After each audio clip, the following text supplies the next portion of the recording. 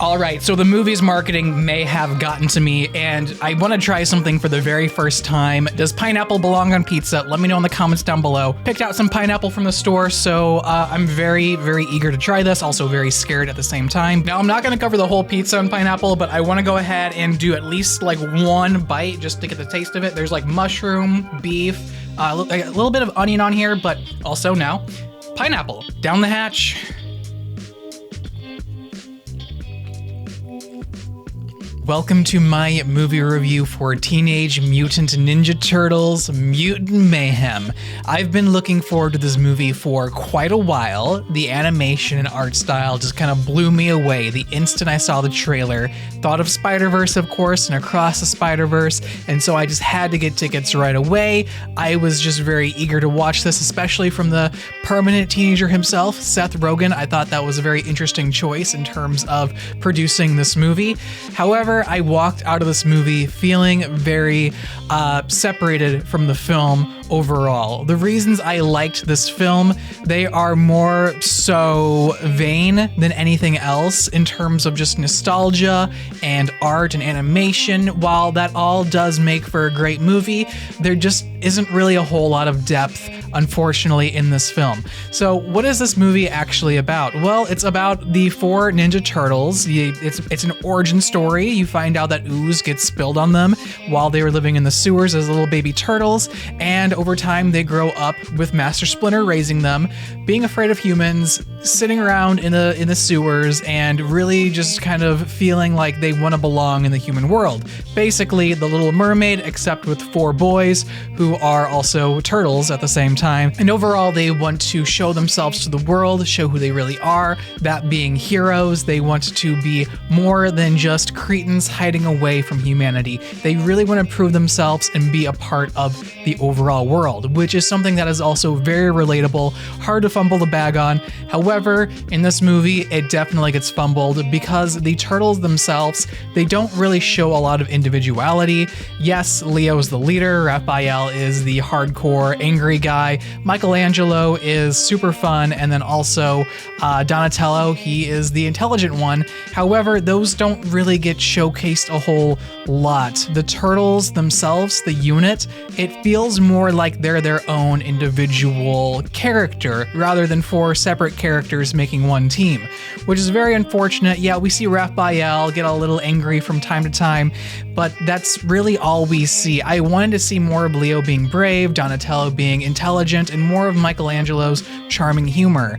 But unfortunately, we don't really see a lot of that, which was just very, very disappointing for me because I like this series. I like this franchise. I grew up just really much enjoying Teenage Mutant Ninja Turtles. What I grew up on was the arcade games Turtles in Time. I would always go over to my neighbor's house on New Year's Eve, and we would play that game up until the clock struck midnight, and we would be drinking some sparkling grape juice, and we would just be playing on the NES, trying to beat the game in just a few hours, and it was just some of like the best moments of my childhood. I also recently played Teenage Mutant Ninja Turtles Shredder's Revenge. Highly recommend that if you guys have not played it. It's on Xbox Game Pass for free, and it's a pretty cheap game otherwise if you want to play it on other platforms. But back to the movie, I just really personally wasn't a fan of this film. I mean, I can definitely admit to you guys, yes, it looked good. Yes, it reminds you of Across the Spider-Verse.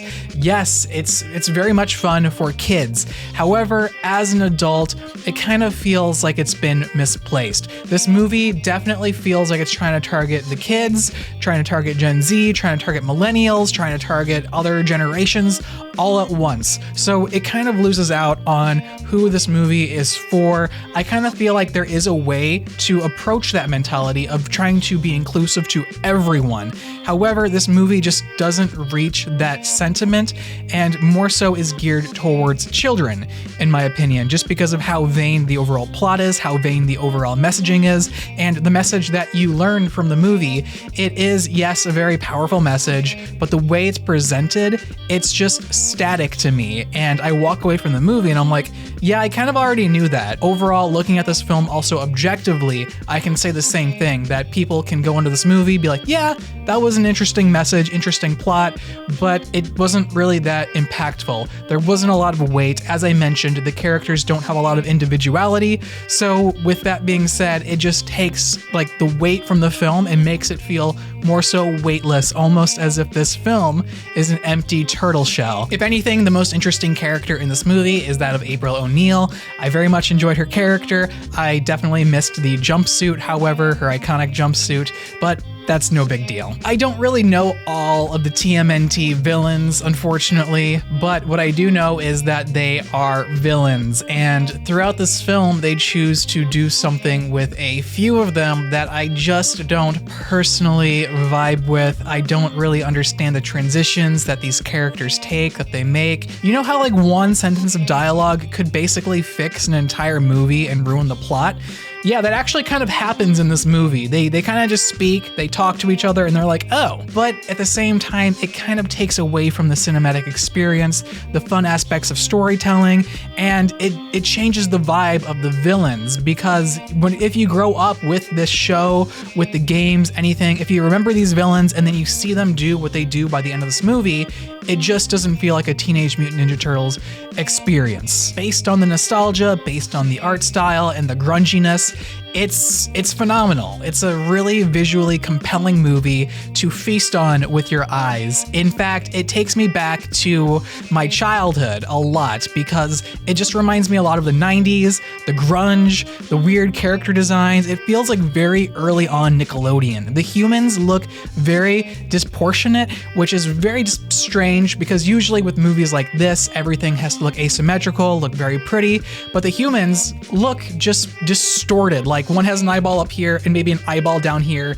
and you just kind of go with it. You kind of view the humans themselves as mutants. Basically how I feel about people, it's how it's visually represented on screen, so I very much so enjoyed that about the story, about the filmmaking, about just the way it overall looks. Something else I noticed, the characters in this film, they're always together. They're always a cohesive unit, which is very smart, but at the same time, I wish we got to see the turtles individually, know who they are a little bit more. Yes, people who grow up with the shows and stuff, we kind of already know that, but this movie gives us a more vague understanding of that aspect. Otherwise, this movie, I feel like you could have replaced the main cast with just about anyone, especially with the way they spoke. You can definitely tell that they are definitely aiming for those younger audiences by saying, yeah, I don't have enough riz to score April O'Neil. Or sometimes they'll say, hey, dude, Mikey, you're acting a little sus. Now you're acting double sus. What this movie is trying to accomplish is merge many generations together with the very short runtime that it has. And unfortunately, it does not accomplish what it sets out to do. This is the one time I'm gonna say a movie should have probably been about 2 hours long. This movie, with the plot it had, it just needed a little bit more time to be fleshed out.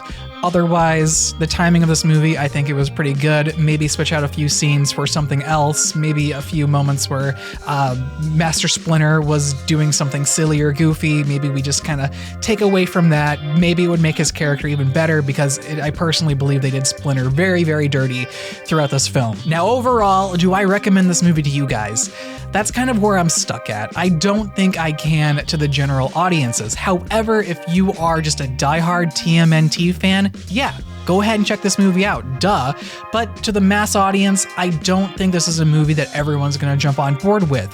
It is a coming of age story, which I just most certainly enjoy, but it fails on the execution of said story, which it's just so unfortunate to see with a franchise like TMNT. Thank you guys so much for watching my movie review of Teenage Mutant Ninja Turtles Mutant Mayhem. I had a lot of fun with this movie. It wasn't the movie I thought it was gonna be, but hey, that's a-okay. That's what I love about filmmaking, is that some things, they're duds, and some things that I don't expect to be great, they're amazing. If you guys wanna watch some more content, be sure to click on this video or this video right here. If you guys enjoyed this video today, be sure to leave a like down below. It helps out tremendously with the YouTube algorithm. Also, let me know in the comment section, who's your favorite Teenage Mutant Ninja Turtles? Mine is definitely Michelangelo because he's just hilarious. Also, if you guys like movie reviews, be sure to hit subscribe. We talk about movies every other week. It's a good time, it's fun. Be sure not to miss out on that. Otherwise, my name's Austin, and I'll see you all in the next one.